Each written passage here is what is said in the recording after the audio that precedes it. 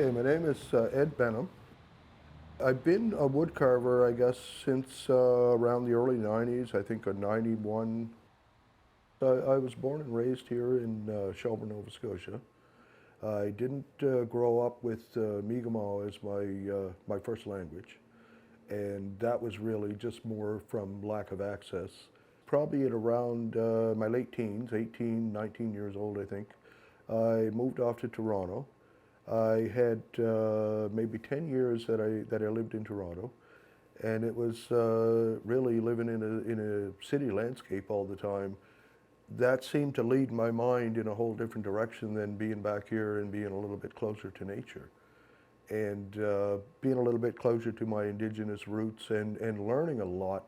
And once I moved back to Nova Scotia, I ended up really meeting a group of people, actually, quite by mistake, and saw the type of work that they were doing, and they were wood carvers.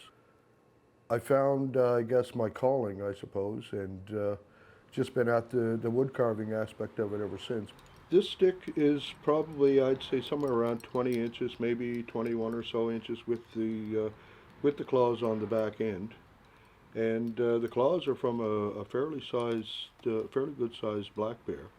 When I take my work to schools, so I've been told by some of the staff at the schools that it really helps to boost the esteem, self-esteem of the Indigenous students, because they're rarely ever exposed to anything like this in school.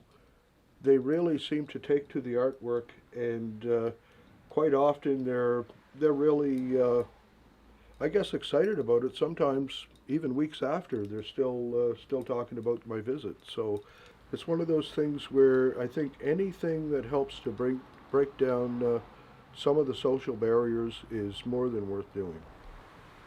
Most of my work is done by hand. I think it's quite an expression of the connection of being back here in Nova Scotia, being able to go out and spend some time in nature. Generally, I stick with an Indigenous theme. Quite often, they're animal-based in some way. Quite a few years ago, I started to experiment with a spiral, and I wanted to carve a spiral and see how I could make that work and what sort of effect I could get from that. I think it's more a therapeutic thing for me, really. Although we're going straight through life from point A to the end, that we have ups and downs. We take a left turn, we take a right turn, we have great things happen, we have not so great things happen. So sometimes life really goes more this way than it does in a straight line. And it's a continuing theme that you'll see probably in lots of my works, not all of my work, but for the most part, the spiral is usually in there. Quite often I'll be inspired by a piece of wood before it's even cut, really. And I can see the figure in the wood, and then other times I'm just starting with a blank. My plan is to put 5 generations all into this one piece. And you can see that we already have 3. The younger child would be maybe a couple of years old. The idea of this piece is to make all of the hair from each subject all join and kind of spiral all the way down through the piece.